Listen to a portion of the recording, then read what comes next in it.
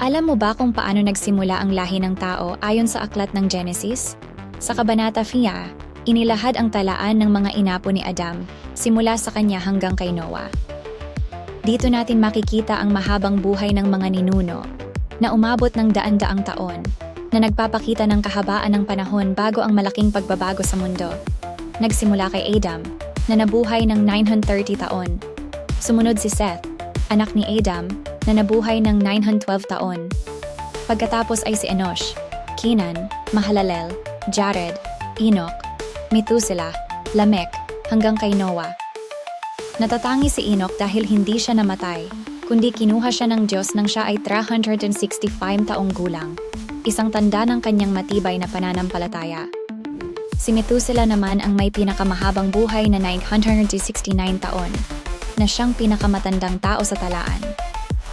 Si Noah ay anak ni Lamech at ipinanganak ng sinasabi ng kanyang ama na siya ang magdadala ng ginhawa mula sa hirap ng lupa, isang pag-asa sa gitna ng mga pagsubok.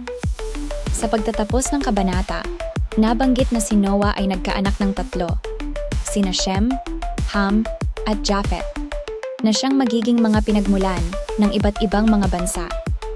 Ipinapaalala ng talaang ito ang kahalagahan ng pamilya at ang pag-asa na dala ng bawat henerasyon sa plano ng Diyos, na patuloy na gumagalaw sa kasaysayan ng sangkatauhan.